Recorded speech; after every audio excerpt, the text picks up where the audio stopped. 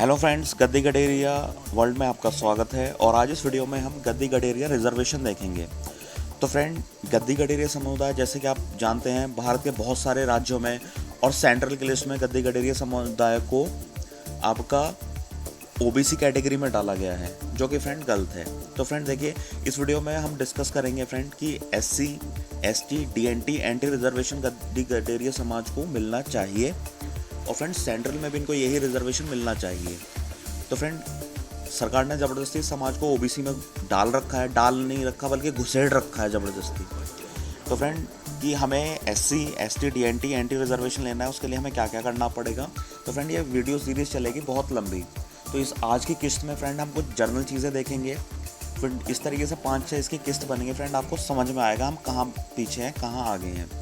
तो फ्रेंड देखिए, SC ST reservation जो मिला हुआ है फ्रेंड, जब से भारत आज़ाद हुआ है तो बहुत से समुदाय इसका फ़ायदा उठा रहे हैं, प्रॉफिट उठा रहे हैं। और फ्रेंड देखिए, गद्दी गडेरिया समाज जो है वंचित है हर चीज़ से, तो वो हम जानेंगे। और फ्रेंड हमें SC, ST, DNT, anti reservation जहाँ जहाँ जैसे स्टेट में हमें जिस तरीके की, जैसे किसी स्टेट में हमें एससी की ज़रूरत है तो हमें एससी का आरक्षण मिलना चाहिए। जहाँ एसटी की ज़रूरत है हमें एसटी मिलना चाहिए। जहाँ डीएनटी की ज़रूरत है वहाँ डीएनटी, जहाँ एनटी की ज़रूरत है वहाँ पे एंटी रिजर्वेशन हमें मिलना चाहिए। तो फ्रेंड, इस वीडियो को स्टार्ट करने से पहले मैं आपको सार्वजनिक सूचना देना चाहता हूं। तो देखिए फ्रेंड, इस वीडियो का उद्देश्य किसी की भावनाओं को आहत पहुंचाना नहीं है। इस वीडियो का उद्देश्य लोगों को सत्य से परिचित कराना है। इस वीडियो का उद्देश्य गद्दी गडेरिया समुदाय व सही आरक्षण से वंचित अन्य समुदाय को सही आरक्षण लेने हेतु सही मार्ग पर लाना है। तो फ्रेंड ये देखिए, सरकार द्वारा जातियों को सही आरक्षण न देना मतलब उन समाज को भारत का नागरिक न मानना है। देखिए फ्रेंड, अगर आप किसी को उनका हक नहीं दे रहे हैं तो फ्रेंड आप उनको भारत का नागरिक नहीं मान रहे हैं। और अगर वो भारत का नागरिक नहीं है तो वो कोई भी झंडा लेके चल सकता है या जिस स्थान पर वो रह रहा है उसको अपना देश का नाम दे सकता है। तो इस तरीके से फ्रेंड, तो सरकार का उसमें कोई लेना देना नहीं होगा। तो फ्रेंड अगर सरकार, देखिए सरकार कौन चला रहा है, सरकार में ज़्यादातर आप जानते हैं फ्रेंड कि विधायक लोग, सांसद लोग ये सरकार चलाते हैं। इन्हीं के अंडर में आईएएस ऑफिसर्स होते हैं। यही जिस जाति को डालना चाहते हैं उसको डाल देते हैं, यही जिस जाति को निकालना चाहते हैं निकाल सकते हैं। तो फ्रेंड देखिए, जैसे आप महाराष्ट्र का केस देख रहे हैं, महाराष्ट्र की जो सरकार है वहाँ पर मराठा लोग जो वहाँ की आबादी के 35% हैं और वहाँ की राजनीति में फ्रेंड 90% तक उनका क्या है, कब्जा है। तो फ्रेंड वो 90% लोग जो सरकार चला रहे हैं मराठा लोग, वो धनगरों को क्यों आरक्षण देंगे? क्योंकि फ्रेंड अगर वो आरक्षण दे देते हैं तो बहुत सी सीटों पर जहाँ वो गदागद जब से भारत आज़ाद हुआ है विधायक सांसद वही बनते हुए आ रहे हैं, तो उनकी जगह दूसरे लोग विधायक सांसद बनने लगेंगे। तो उनके मन में फ्रेंड बहुत बड़ा लालच है, इसलिए वो आरक्षण नहीं देना चाहे। तो फ्रेंड एक चीज़ समझ लीजिए, सरकार कोई ऐसा नहीं है कि मिट्टी से कोई खुशबू आ रही है और वो सरकार बन गई। फ्रेंड जो सरकार को चलाते हैं वो लोग किसी जाति विशेष के होते हैं या अलग अलग जातियों के होते हैं, जो अपनी जातियों का भला सोचते हैं, दूसरों के बारे में भला नहीं सोचते।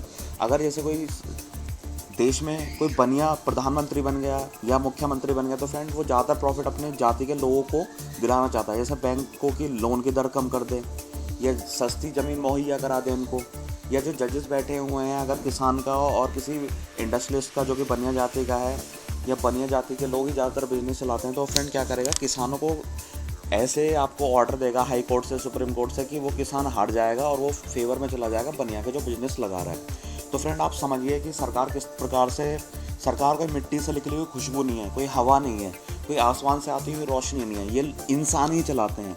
और जो इंसान इसको चलाते हैं तो फ्रेंड वो अपने या कुछ गिनी चुनी बिरादरियों को ले लेते हैं कि वो बड़ी बड़ी बिरादरी जिनका अच्छा खासा वोट बैंक है वो उनको नीचे ना गिरा दे। तो इसलिए वो 4-5 बिरादरी के लोग हैं। इसलिए आपने देखा होगा फ्रेंड कि देश में जो जजेस बनते हैं वो ज़्यादातर ब्राह्मण, बनिया, कायस्थ, इन समाज के लोग बनते हैं। और फ्रेंड ये लोग अपने लोगों का वो करते हैं फेवर, इनका कोई मतलब नहीं। तो आप फ्रेंड कितने वंचित हो आपको ये चीज़ समझनी चाहिए।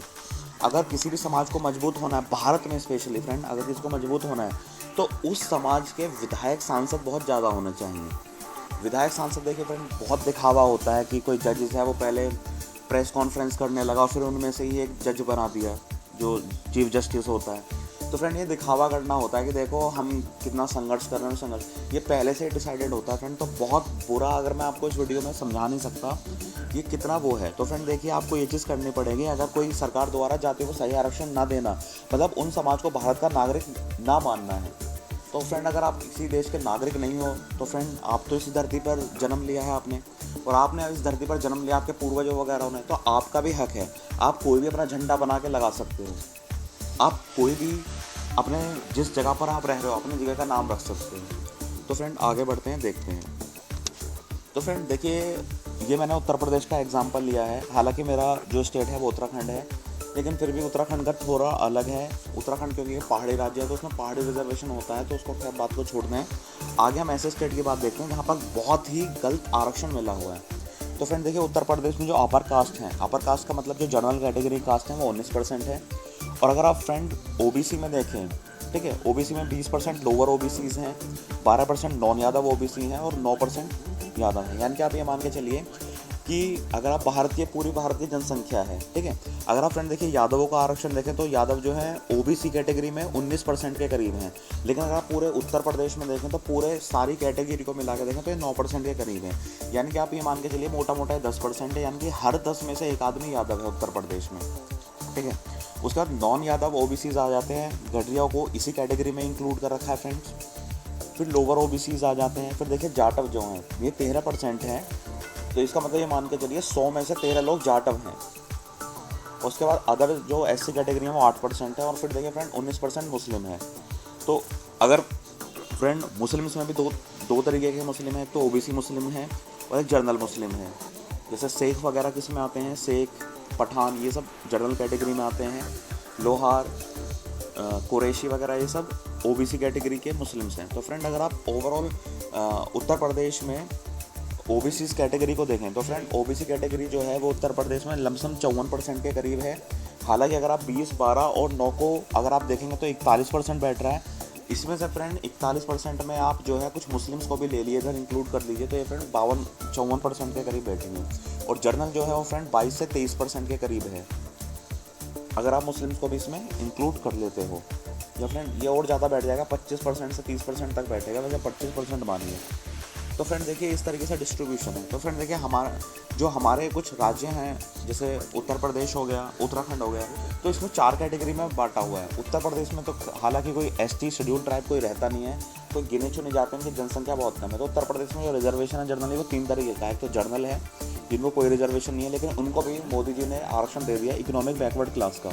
अब उनके जो फॉर्म भरे जाते हैं फ्रेंड, जो एससी की फीस लगती है वही इकोनॉमिक बैकवर्ड क्लास जो जनरल कैटेगरी है, जैसे कोई ब्राह्मण है उसकी सैलरी कम है तो उसको फ्रेंड एससी के बराबर फीस भरनी होती है। आगे आगे इनको और रियायतें मिलेंगी जैसे जैसे इसमें संशोधन होगा, तो आगे आने वाले जो इकोनॉमिक बैकवर्ड क्लास जो जनरल कैटेगरी के लोग हैं वो एससी की तरह ही ट्रीट किए जाएंगे। उनकी कट ऑफ भी कम लगेगी, उनकी फ़ीस भी कम उसमें भरी जाएगी, उनको पैसा भी, ट्रेन में आने जाने का फेयर भी मिलेगा, ठीक है फ्रेंड। तो उसके बाद देखिए ओबीसी में क्या है। ओबीसी में फ्रेंड देखिए कि जो जमींदार कास्ट हैं जिनके गाँव के गाँव एक साथ हैं, अगर आप एक ज़िले में देखो तो कहीं उनके 4 लाख वोट, कहीं 3 लाख वोट, कहीं 2 लाख वोट, इस तरीके से हैं। उसके बाद फ्रेंड विधानसभाओं में देखो तो इनके 2 लाख से कम वोट हैं नहीं, जैसे यादव हैं, जाट हैं, गुर्जर हैं, सैनी माली हैं। इसलिए फ्रेंड इनके जो जमींदार जातियाँ हैं फ्रेंड, एक चीज़ आप फ्रेंड याद रख लीजिए, जो जमींदार जाति होती है इनके गाँव होते हैं एक साथ। और जो नॉन जमींदार जातियाँ हैं यानी कि जो अपना धंधा खुद करने वाले, जैसे भेड़ बकरी चराते थे गडरिया, उसके बाद कुम्हार जो है वो बर्तन बनाते थे, कश्यप भीमर जो है वो अपना काम करते थे, नाई जो है वो बाल काटते थे, बिखरे हुए रहते थे। इसलिए इनको फ्रेंड इनका बहुत ज़्यादा लो स्टेटस था, इसलिए इनको पुराने ज़माने में ज़मीन लेने से वंचित तक कर दिया जाता था। और उसके फ्रेंड क्या हुआ कि जब भारत आज़ाद हुआ तो आचार्य विनोबा भावे ने जमींदारा सिस्टम ख़त्म किया। तो जब जमींदारा सिस्टम ख़त्म हुआ तो फ्रेंड ये तो पहले से ही वंचित थे, गडरिया, कुम्हार वगैरह ये सब, तो इनको फ्रेंड बहुत सी जगह ज़मीन नहीं मिल पाई।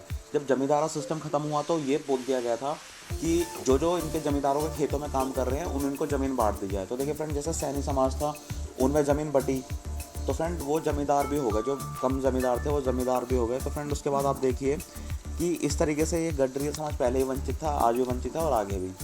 तो फ्रेंड जिस तरीके से हमारी 2% की आबादी है उत्तर प्रदेश में, ठीक है, लमसम 2% के करीब है, और ओबीसी में देखें तो 4.43 के करीब है। तो फ्रेंड देखिए 2% आबादी में हम अपने 2% विधायक भी नहीं बना पा रहे हैं, 2% लोग हमारे सरकारी विभाग में भी नहीं है। तो फ्रेंड ये देखिए कहीं पर भी नहीं है, तो ये कहीं भी सेटअप नहीं हो पा रही हैं जातियाँ। उसके बाद देखिए फ्रेंड गद्दी गडेरी समुदाय को जबरन ओबीसी श्रेणी में डाल रखा है। तो फ्रेंड देखिए उत्तर प्रदेश, उत्तराखंड, बिहार राज्य में गद्दी गडेरी समुदाय को सरकार द्वारा ओबीसी श्रेणी का आरक्षण दिया हुआ है, जो कि गलत है। ओबीसी में 90% तक दबदबा जमींदार जातियों का है, जैसे जाट, गुर्जर, माली, सैनी, लोधा, कुर्मी, अहिर, कांची, कुशवा, कोयरी आदि। ये सभी जन्मजात संपन्न जातियाँ हैं, समृद्ध जातियाँ हैं, पढ़ी लिखी जातियाँ हैं, एक तृतीयांश की एकता में रहने वाली जातियाँ हैं, जमींदार किसान जातियाँ हैं। सरकारी विभाग प्रशासन में इन सभी जातियों का 80 से लेकर 90% तक दबदबा है। उसके अलावा देखिए फ्रेंड, जबकि गडरिया, कुम्हार, कश्यप, धीमर, नाई, लोहार आदि जातियाँ बिखरी हुई हैं। ये कोई यहाँ काम कर रहा है, कोई वहाँ भेड़ चराने जा रहा है, कोई यहाँ बर्तन बेच रहा है बना के, कोई वहाँ बेच रहा है, ठीक है। तो इस तरीके से गडरिया, कुम्हार, कश्यप, धीमर, नाई, लोहार आदि जातियाँ बिखरी हुई हैं, यानी कि बिखरी हुई हैं। ये गरीब हैं, लाचार हैं, भूमिहीन हैं। इन जातियों का सरकारी विभाग प्रशासन में 10% से भी कम दबदबा है, यानी कि भागीदारी है। उसके बाद देखिए friend, profit of SC/ST reservation. तो देखिए फ्रेंड, हम SC/ST रिजर्वेशन का वो देख लेते हैं। तो फ्रेंड देखिए, OBC जाति उत्तर प्रदेश में 27%, OBC जो जातियां हैं उत्तर प्रदेश में वो है 54%, और उनको जो आरक्षण है वो 27% है, मतलब आधा आरक्षण है।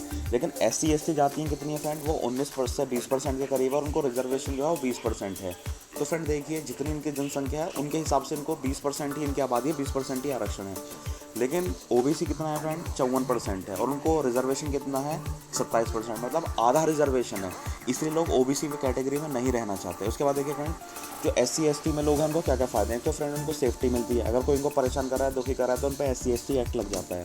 उसके बाद देखिए, जॉब सिक्योरिटी, 19% रिजर्वेशन है फ्रेंड ऑल गवर्नमेंट जॉब्स में, चाहे वो सेंट्रल की हो चाहे वो स्टेट की हो, ठीक है। तो इनको 19% रिजर्वेशन है, 20% के करीब इनको रिजर्वेशन है, कहीं कहीं और ज़्यादा भी है जहाँ इनकी जनसंख्या ज़्यादा है। तो फ्रेंड, जहाँ इनका जितनी इनकी आबादी है उतना ही इनको आरक्षण है। फिर इनकी देखिए लोअर कट ऑफ लगती है, अगर बाई चांस जर्नल की कैटेगरी जो जर्नल में है उस पर 100 की कट ऑफ लगी है, OBC की 95 पे लगी है, तो SC की कट ऑफ जो लग रही है फ्रेंड वो 75-80 पर लग रही है, और ST की जो है वो 40 पर लग रही है। तो फ्रेंड देखिए, लो कट ऑफ होती है। फिर इसमें क्या होता है फ्रेंड, लो फीस फॉर्म ऑफ फिलिंग की होती है। जैसे OBC का कोई फॉर्म निकल कर आया, उसकी 1000 रुपये फीस है, जर्नल की भी 1000 रुपये है फीस, इकोनॉमिकल बैकवर्ड क्लास की 400 रुपये फीस है, यानी कि जो जर्नल कैटेगरी के इकोनॉमिकल वीकर क्लास सेक्शन है उनकी 400 रुपये फीस है। SC/ST वालों की भी 400 है या और कम है, इवन 0 तक होती है उनकी फीस, और ST वालों की 0 है। तो फ्रेंड देखिए, फॉर्म भरने में इनको कितनी रियायतें मिलती हैं। उसके बाद देखिए, पॉलिटिक्स में देखिए इसमें जो 20% सीट हैं फ्रेंड, देखिए जैसे उत्तर प्रदेश में 20% सीट जो है वो रिजर्व हैं SC के लिए, यानी कि 403 सीटों पर उत्तर प्रदेश में चुनाव होता है, तो उसमें 80% सीटें जो होती हैं फ्रेंड वो SC लोगों के लिए आरक्षित हैं, यानी कि उस पर SC कैटेगरी के लोग विधायक चुनाव लड़ सकते हैं, ठीक है। तो फ्रेंड, इसलिए आप देखेंगे उत्तर प्रदेश में जो लोग ये मानते हैं कि भाई जाटव समाज बहुत लाचार है, गरीब है, दीन दुखी है, तो इस तरीके से फ्रेंड ये कहना गलत है, क्योंकि फ्रेंड इनके जब 400 में से 80 विधायक हैं तो कहाँ से फ्रेंड ये लाचार हुए। और आप जानते हो फ्रेंड कि SC लोगों में एकता होती है। आजकल इनकी जो SC लोगों की एकता है वो फ्रेंड जाट गुजर ब्राह्मण पंडितों की एकता भी फेल है, इतनी है इसमें। तो फ्रेंड देखिए, 80% जो फ़ायदा है उस पर ज़्यादातर SC कैटेगरी में भी जो फ़ायदा है सबसे ज़्यादा वो कुछ गिने चुने जातियाँ ले रही हैं, ठीक है फ्रेंड। 20% जो SC हैं वो बेचारे आज भी ऐसे ही हैं। तो फ्रेंड, कहने का मतलब मेरा यह है कि अगर आप SC कैटेगरी में देखो तो फ्रेंड इनकी 400 में से 403 सीटों में से 80 सीट पर जाटव समाज, वाल्मीकि समाज, कश्यप समाज, खटीक समाज, इस तरीके के बहुत सारी पासी समाज जो हैं, ये सारी बहुत सारी जातियाँ हैं, ये अपना SC जो 80% फ्रेंड विधायक ये क्या बना लेते हैं, अपने विधायक बना लेते हैं, यानी कि 80 विधायक बना लेते हैं। और फ्रेंड, जिस समाज के 80 विधायक हों तो फ्रेंड लगा लीजिए वो समाज कितना स्ट्रॉन्ग होगा, ठीक है फ्रेंड। तो देखिए फ्रेंड, जितने भी 20% से रिजर्व हैं विधानसभा में, लोकसभा में, राज्यसभा में, जिला पंचायत में, ब्लॉक प्रमुख में, नगर निगम पार्षद वगैरह में। तो फ्रेंड, अगर आप देखें सेंट्रल लेवल पर इनके SC लोगों के 20% क्या हैं, सांसद बन जाते हैं। उसके बाद देखिए, स्टेट में इनके विधायक बन जाते हैं, MLC बन जाते हैं, जिला पंचायत बन जाते हैं, ब्लॉक प्रमुख बन जाते हैं, ग्राम प्रधान बन जाते हैं, और शहरों में क्या है फ्रेंड, इनके पार्षद और सभासद बन जाते हैं। तो फ्रेंड देखिए कि ये समाज तो बहुत स्ट्रांग है जो SC लोग हैं। लेकिन जो OBC में दबी कुचली जाती हैं, जैसे गडरिया, धीमर, कुम्हार, नाई, लोहार, तो ये जातियाँ हैं दबी कुचलेंगे तो कहीं पर ये मान के चलेंगे विधायक भी बड़ी मुश्किल से हो पाते हैं। उसके बाद देखिए फ्री लैंड। तो फ्रेंड देखिए, जितने भी SC कैटेगरी के लोग हैं, अगर आप भारत में देखें तो अगर आप भारत का एक छोटा सा एक स्टेट ले लीजिए, आप सपोज करिए हरियाणा ले लीजिए, तो हरियाणा की जितनी ज़मीन है फ्रेंड, इतनी ज़मीन भारत सरकार और राज्य सरकार, जितनी ज़मीन हरियाणा राज्य की है, तो इतनी ज़मीन फ्रेंड अलग अलग राज्यों में SC ST लोगों को सरकार फ्री में बांट चुकी है, ठीक है। जैसे मध्य प्रदेश में बहुत सा एरिया जो था चकबंदी होती है, तो चकबंदी लोग इसे आपने देखा होगा कुछ साल पहले चकबंदी हुई, 20 साल पहले चकबंदी हुई, उसकी दोबारा से जो SC ST कैटेगरी के लोग होते हैं ज़बरदस्ती उसकी क्या करा लेते हैं, चकबंदी कराते हैं। तो चकबंदी कराने पे क्या होता है, सबकी कुछ 5% ज़मीन कटती है, उससे कट के कुछ ज़मीन गाँव में निकल कर आ जाती है, वो दोबारा से पट्टे पर क्या होती है SC ST लोगों को मिल जाती है 100 साल के लिए। ये लोग फिर उसको बेच लेते हैं, फिर दोबारा से चकबंदी कराने के लिए करते हैं। तो फ्रेंड इस तरीके से देखिए इनको ज़मीन मिलती जाती है, और भारत में हर साल हर गांव की कहीं ना कहीं राज्यों की कहीं ना कहीं एक तरीके से क्या होता है चकबंदी होती रहती है, कहीं उत्तर प्रदेश में, कहीं उत्तराखंड में, कहीं मध्य प्रदेश में, कहीं हरियाणा में। इससे फ्रेंड्स डायरेक्ट फ़ायदा SC ST के लोगों को होता है। जबकि सरकार को क्या करना चाहिए, जो भूमिहीन लोग हैं सबसे पहले उनको ज़मीन अलॉट की जाए, उसके बाद SC ST लोगों को, ठीक है। क्योंकि फ्रेंड मैं इसलिए बोल रहा हूँ, देखिए मेरा किसी से भेदभाव नहीं है, SC ST के लोगों को भी दो, लेकिन फ्रेंड उनका पिछला रिकॉर्ड देखो, क्या इनके बाबा दादाओं को पहले ज़मीन दी गई थी? अगर दी गई है तो ठीक है, इनको अभी ज़मीन मत दो क्योंकि फिर दोबारा बेच खाएंगे, और अगर इनको नहीं मिली तो इनको ज़मीन दो। लेकिन फ्रेंड जितने भी भूमिहीन लोग हैं उनको भी ज़मीन देनी चाहिए। तो फ्रेंड देखिए, जब मैं आपको ये, अगर मैं आपको सीधे सीधे शब्दों में बोल रहा हूँ, जितनी हरियाणा का क्षेत्रफल है उतनी ज़मीन अब तक भारत सरकार SC ST लोगों को फ्री में दे चुकी है। अगर आप फ्रेंड आज ज़मीन खरीदते हैं तो बहुत महंगी पड़ती है, इवन लोग घर के लिए तक तो ज़मीन नहीं खरीद पाते, खेती के लिए क्या खरीदेंगे। उसके बाद देखिए फ्रेंड फ्री मीडिया कवरेज। तो फ्रेंड देखिए इनको अगर कहीं पर कुछ हो जाए तो हाय SC ST का दलित लोग मार दिए, हाय ये मार दिए, तो इस तरीके से बहुत हाय हाय लगी रहती है। उसके बाद देखिए इनको फूड सेफ्टी भी दी जाती है, तो इनको SC ST के लोगों को स्पेशली पैकेज दिया जाता है कि इनको, ये गरीब लोग होते हैं, ये लाचार होते हैं, जबकि फ्रेंड ये लोग आज मज़े में हैं SC के लोग। हाँ, मैं उन लोगों की बात नहीं कर रहा फ्रेंड, देखिए SC में बहुत से लोग गरीब हैं, लाचार हैं, उनको दीजिए, जिनको हक है उनको दीजिए। लेकिन जिसके पास ऑलरेडी है, लड़का मर्सिडीज में घूम रहा है लेकिन वो भी राशन लेकर आ रहा है, उसके फादर गवर्नमेंट जॉब में है, सेंडिंग वेटिंग करके उसने पट्टे की ज़मीन ले ली, ठीक है फ्रेंड। तो देखिए इनको मीडिया कवरेज बहुत आसानी से मिल गया कि यहाँ पर दलित लड़की को मार दिया, यहाँ लड़के को मार दिया। फ्रेंड जब कभी गडरिया लड़की या कुम्हार लड़की या कश्यप या लोहार लड़कियों के साथ कुछ गलत होता है तो कहीं कोई मीडिया कवरेज नहीं होता उसका। उसके बाद देखिए फ्रेंड फूड सेफ्टी, मैंने आपको बताया फ्री ट्रैवल। बहुत सी जगह पर इनको क्या होता है SC ST के लोगों के लिए अगर ये कहीं ट्रैवल कर रहे हैं तो उनको फ्री में ट्रैवल कर दिया जाता है, स्पेशली एग्जाम के दिनों में। तो देखिए आम आदमी की मूल सुविधाएं देख लेते हैं। तो देखिए फ्रेंड आम आदमी की मूल सुविधाएं जो है वो 3 है, रोटी, कपड़ा और मकान, ठीक है फ्रेंड। देखिए अगर आपकी सरकारी नौकरी लग गई है तो आप रोटी, कपड़ा व मकान आसानी से प्राप्त कर सकते हैं। सरकारी नौकरी मिल जाती है। आज पहले ही ज़माना होता था कि सरकारी में कम सैलरी मिलती थी, प्राइवेट में ज़्यादा, लेकिन अब उल्टा हो चुका है, सरकारी में ज़्यादा सैलरी मिलती है, प्राइवेट में कम। और प्राइवेट में इतनी कम मिलती है फ्रेंड कि अगर एक व्यक्ति है, दोनों की सेम क्वालिफिकेशन है, एक सरकारी आदमी किसी पोस्ट पर लगा हुआ है, ठीक है, तो वो, और प्राइवेट में उसी की तरह 4 लोग लगे हुए हैं, तो सरकारी आदमी की ये मान के चलिए कि उसकी सैलरी जो है वो इतनी ज़्यादा है कि उसी तरह का काम करने वाले प्राइवेट लोग 4 लोग उतनी सैलरी पाते हैं जितना अकेले एक सरकारी पाता है। तो रोटी, कपड़ा और मकान आसानी से बना सकते हैं। और फ्रेंड देखिए SC ST लोगों को जो पट्टे पर ज़मीन मिलते हैं उससे ये अपनी रोटी कर लेते हैं, कपड़ा भी बना लेते हैं और मकान भी खरीद लेते हैं खेती कर करके।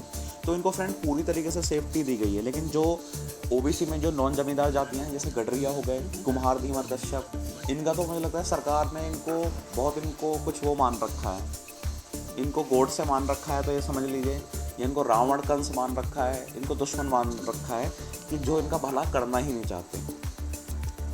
उसके फ्रेंड देखिए मैं आपको उत्तर प्रदेश की जाति समीकरण बता रहा हूँ, क्योंकि फ्रेंड कुछ राज्यों में जैसे महाराष्ट्र है, महाराष्ट्र में थोड़ा ठीक रिजर्वेशन दे दिया है। देखिए उत्तर प्रदेश में ये मैंने एक टेबल बनाया है जिसमें जातियाँ हैं, इनकी जनसंख्या है, आरक्षण का परसेंट है, अगर इनको कोई आरक्षण मिला हुआ है, और राजनीति आरक्षण। देखिए जो सामान्य लोग हैं फ्रेंड उसमें क्या है कि इनकी आबादी जो है वो 20% है उत्तर प्रदेश की, और फ्रेंड जिसमें से कि इनको आरक्षण जो मिला है वो 10% आरक्षण मिला है इकोनॉमिकल वीकर क्लास में।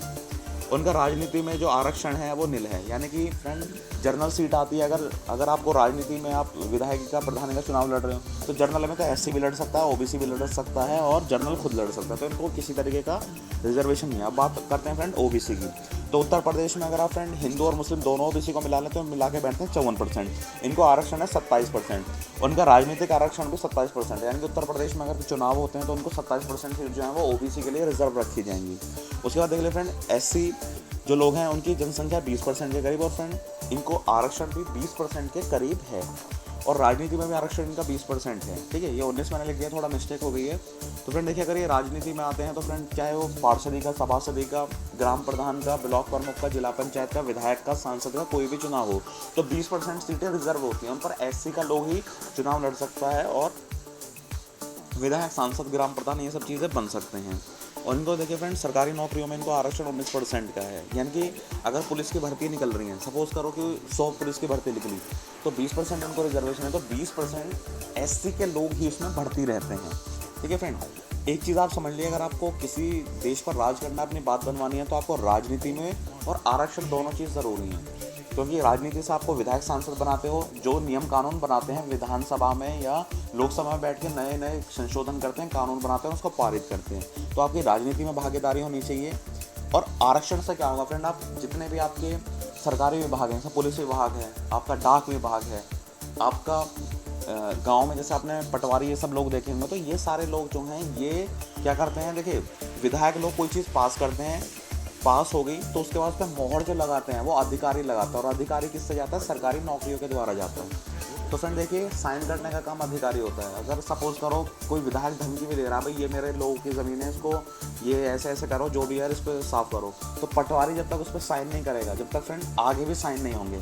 पटवारी के बाद क्या होता है, रजिस्ट्रार होता है, इसको कानगो बोलते हैं, उसके बाद एसडीएम होता है, तहसीलदार वगैरह होते हैं, उसके बाद एसडीएम होता है, फिर डीएम होता है। तो फ्रेंड अगर पटवारी ने साइन करके नहीं दिए तो फ्रेंड वो उस पर डीएम भी कुछ नहीं कर सकता फ्रेंड। तो इसलिए फ्रेंड सरकारी नौकरी में भी होना ज़रूरी है। इसलिए आपने देखा होगा फ्रेंड कि जितने भी जब किसी गांव में पट्टे वगैरह कटते हैं या किसी गांव की चकबंदी हो रही है तो उसमें 20% तो आप जानते हो कि पटवारियों को पता होता है कि 20 इस गांव में वो हो रही है, तो वो क्या करते हैं, किसी को भेज देते हैं, बोलते हैं यार पट्टे के लिए अपने वो करो, वहाँ डीएम के पास जाओ, और उनको फ्रेंड फटाफट पट्टे हो जाते हैं। तो देखिए पीछे बैठा हुआ भी सरकारी विभाग में बैठा हुआ लोग कैसे अपने लोग की इनडायरेक्ट वे में मदद करता है। तो फ्रेंड देखिए पुलिस में है, देखिए फ्रेंड उन समाजों की कहीं नहीं सुनी जाती जो सरकारी विभाग में या विधायकी में नहीं है। जैसे गडरिया समाज है, कहीं इनका लड़का वगैरह का कोई मर्डर कर दे या किसी लड़की का रेप कर दे तो इनकी कहीं नहीं सुनी जाती। क्यों नहीं सुनी जाती, क्योंकि फ्रेंड के पुलिस विभाग में बहुत लोग कम हैं। जब सरकारी नौकरी के हिसाब से, रिजर्वेशन के हिसाब से इनकी भर्ती नहीं हो पाई है, इनको उस तरीके से फ़ायदा नहीं मिल पाया, तो ये लोग क्या है, भर्ती नहीं हो पाते, तो इनकी कहीं सुनी नहीं जाएगी, पुलिस नहीं सुनेगी, वो भी सरकारी नौकरी के द्वारा गई है, रिजर्वेशन के द्वारा। उसके अलावा आपके डीएम एसडीएम बन रहे हैं, वो भी सरकारी नौकरी के द्वारा। तो जब फ्रेंड आपका कोई आदमी सुनने वाला ही नहीं बैठा तो आपकी सुनी कैसे जाएगी। यादव लोग हैं, यादव लोग के फ्रेंड देखिए पुलिस में इतने लोग भरे पड़े हैं, पटवारी इतने भरे पड़े हैं, डीएम एसडीएम इतने भरे हुए हैं, तो फ्रेंड इसलिए यादवों की तुरंत सुन ली जाती है। विधायक इतने सारे हैं। जिस ज़िले में यादवों की जनसंख्या ज़्यादा है या कम भी है, इवन बहुत कम भी है, लेकिन वहाँ आपका कहीं दूसरे ज़िले का विधायक है, वो ऊपर से फ़ोन कर देता है, वहाँ उनके कहीं ना कहीं सरकारी विभाग में उनके आदमी होते हैं, डीएम एसडीएम पोस्ट पे यादव, वो उनका तुरंत वो कर देते हैं। पहली बात तो उनको नौबत ही नहीं आती, उनका जो अधिकारी ऊपर बैठा हुआ है वही वो करा के, डरा धमका के, जैसा भी करके राजनीति चल के वो क्या कर लेता है, अपने लोगों के काम करा लेता है। उसके बाद देखिए friend reservation in Indian state. तो देखिए फ्रेंड कुछ स्टेट ऐसे हैं जहाँ पर ओबीसी की कैटेगरी को भी बांटा हुआ है। तो देखिए अगर आप तमिलनाडु में देखेंगे तो वहाँ के ओबीसी कैटेगरी को 2 हिस्सों में बांटा हुआ है। तो एक में क्या है, बैकवर्ड क्लास यानी कि जो पिछड़े हैं वो, इसमें ज़्यादातर जो, और इसमें है most backward class. Most backward class में ज़्यादातर क्या है फ्रेंड, जो भूमिहीन लोग हैं, गरीब लोग हैं, इनका पढ़ने लिखने में कमज़ोर हैं, तो इस तरीके की 2 कैटेगरी बनाई हुई है। और इसमें क्या है, ज़मींदार लोग हैं, जैसे वहाँ की कुछ ज़मींदार जातियाँ हैं, तो वो इस बैकवर्ड क्लास में डाल दिया, और जो भूमिहीन जातियाँ हैं वो इस तरीके से डाल दिया उन्होंने अपने अकॉर्डिंग। तो यहाँ भी मैं बोलता हूँ तमिलनाडु स्टेट ने सही किया। रिजर्वेशन को कम से कम ओबीसी कैटेगरी को वैसे 4 कैटेगरी में बांटना चाहिए, फिर भी इन्होंने 2 कैटेगरी में डाला है। उत्तर प्रदेश उत्तराखंड में भी ओबीसी एक ही कैटेगरी में है। उसके बाद देखिए महाराष्ट्र में क्या कर रखा है फ्रेंड, ये भारत में महाराष्ट्र एक ऐसा राज्य है जिसमें हर वर्ग के लोगों को फ़ायदा मिला है। जनरल लोगों को इकोनॉमिक बैकवर्ड क्लास का रिजर्वेशन मिला हुआ है। इसके बाद फ्रेंड इन्होंने क्या कर रखा है, SC ST OBC को भी इस तरीके से बांट रखा है। देखिए यहाँ पर इन्होंने स्पेशल 16% आरक्षण है स्पेशल इकोनॉमिक बैकवर्ड क्लास को, 2% स्पेशल है स्पेशल बैकवर्ड क्लास को। उसके बाद देखिए फ्रेंड यहाँ पर नॉर्मल ट्राइब ए में इन्होंने विमुक्ति जाति डाल रखे हैं, इनको 3% आरक्षण है। जैसे बंजारा वगैरह हो गए, इनको 3% आरक्षण है। नॉर्मल ट्राइब बी कैटेगरी में 2.5% रिजर्वेशन है और नॉर्मल ट्राइब सी इसमें धनगरों को 3.5% रिजर्वेशन है। उसके बाद नॉर्मल ट्राइब डी इनको बंजारी लोगों को क्या है, जो बंजारा लोग होते हैं उनको 2% का रिजर्वेशन है। तो फ्रेंड देखिए, महाराष्ट्र में जब से धनगरों को नॉर्मल ट्राइब सी का रिजर्वेशन मिला है तो इस पर 3.5% का रिजर्वेशन मिला है। और 3.5% का मतलब ये है कि फ्रेंड ओबीसी के अंदर जितनी कैटेगरी आती हैं, सपोज करो ओबीसी के अंदर 100 वैकेंसी आई तो 100 में से मान के चलिए आपके फ्रेंड 3 से 4 लोग जो हैं आपको वो नॉर्मल ट्राइब सी का उनको रिजर्वेशन है, तो उनको फ़ायदा वहाँ पे मिल जाएगा किसी भी विभाग में। चाहे पुलिस में वैकेंसी है तो वहाँ पर भी धनगर भर्ती होंगे, प्रशासन में भर्ती आए कोई भी उसमें भर्ती होंगे, पटवारी की, टीचर की, किसी भी प्रकार की अगर भर्ती निकलती है तो उसमें धनगर लोगों की भर्ती होनी निश्चित है।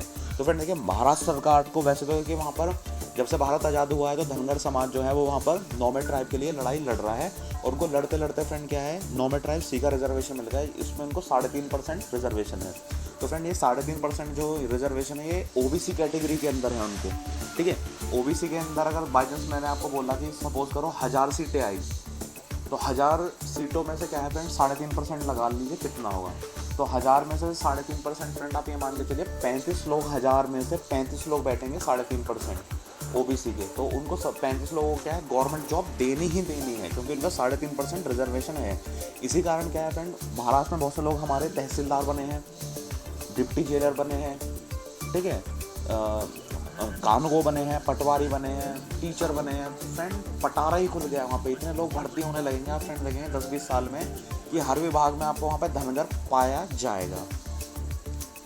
उसके बाद फ्रेंड देख लेते हैं जो नॉर्थ ईस्ट के स्टेट हैं जैसे अरुणाचल, मेघालय, नागालैंड, मिजोरम, इनमें एसटी के लोग हैं क्योंकि वहाँ पे ज़्यादातर एसटी लोग हैं तो उनको 80% तक रिजर्वेशन है, ठीक है। और वहाँ पे 20% अनरिजर्व सीटें हैं। तो अगर कोई वैसे फ्रेंड देखिए जो हमारा गद्दी गडेरिया समुदाय है वो अरुणाचल प्रदेश, मेघालय, नागालैंड, मिजोरम में पाया ही नहीं जाता। वहाँ जो लोग महाराष्ट्र, अरुणाचल प्रदेश में, मेघालय में, नागालैंड में, मिजोरम में जो लोग पाल भी लिखते हैं वो फ्रेंड हमारी कम्युनिटी के नहीं है। वो या तो कुम्हार समाज के लोग हैं या है वो आपके कायस्थ समाज के लोग हैं, वो लोग वहाँ पर पाल टाइटल का इस्तेमाल करते हैं। तो हमारे यहाँ पे गद्दी गडेरिया कम्युनिटी फ्रेंड पाई नहीं जाती, तो हमारा तो वहाँ कुछ फ़ायदा नहीं है। फिर भी मैंने इसलिए बताया क्योंकि आरक्षण को देखो किस तरीके से हमको सही तरीके से देना है। उसके बाद देखिए फ्रेंड वेस्ट बंगाल में क्या कर रखा है, वेस्ट बंगाल में भी ओबीसी को 2 कैटेगरी में बांटा हुआ है, ओबीसी ए, ओबीसी बी। जो वहाँ बहुत ज़्यादा पिछड़ी जाती हैं उनको बी कैटेगरी में डाला हुआ है और जो वहाँ की अगड़ी जाती हैं, जमींदार जातियाँ हैं, बहुत सी ताकतवर जातियाँ हैं तो उनको ए कैटेगरी में डाला हुआ है। तो कहीं ना कहीं उनके साथ भी फ्रेंड अच्छा किया हुआ है। अब उसके बाद देखिए डीएनटी एनटी आरक्षण गडरियाओं का जन्मसिद्ध अधिकार है फ्रेंड। तो देखिए हमें जी जान से लगकर एसटी, डीएनटी, एनटी, एससी आरक्षण हर राज्य में लेना चाहिए, हमें लड़ना चाहिए फ्रेंड। मैं आपको महाराष्ट्र का एग्जांपल देखता हूँ। देखिए फ्रेंड महाराष्ट्र में विकास महात्मे जी हैं, वो अपने जब से वो 18 साल के हुए थे डॉक्टरी वगैरह कर रहे थे, डॉक्टर हैं वो, उनके नाम पे कोई वर्ल्ड रिकॉर्ड भी है शायद। तो फ्रेंड वो अब तक बुढ़े भी हो गए हैं, अब तक वो धनगर रिजर्वेशन के लिए लड़ रहे हैं, ठीक है फ्रेंड। महादेव जानकर है महाराष्ट्र में, वो लड़ रहे हैं। इस तरीके से बहुत से वहाँ पर फ्रेंड जो अभी 18 साल के लड़के भी हैं वो भी लड़ रहे हैं कि हमें नॉर्मल ट्राइब का यानी कि एसटी का रिजर्वेशन दीजिए, ठीक है फ्रेंड। लेकिन उत्तर प्रदेश में क्या है फ्रेंड, अभी बीच में बात हुई चली थी तो यहाँ पर समाजवादी पार्टी की सरकार थी जो ओबीसी बेस्ड एक कम्युनिटी, यादव कम्युनिटी की पार्टी है। जब फ्रेंड ये बात आती है कि ओबीसी को भी इस तरीके से उत्तर प्रदेश में बांटा जाए कि जिस कैटेगरी के लोग हैं उनको उस तरीके से बांटा जाए, तो अखिलेश यादव क्या बोल देते हैं, वो ये बोल देते हैं कि भाई देखिए सरकार ओबीसी को बांटना चाह रही है। अरे बटे तो पहले से ही पड़े हैं वो। अखिलेश सरकार ने कौन सा गडरियाओं को हर जगह ज़मीन बांट दी, कुम्हारों को कहाँ बांट दी उन्होंने, कि कश्यप भीमरों को कहाँ बांट दी, वो भूमिहीन के भूमिहीन पड़े हैं।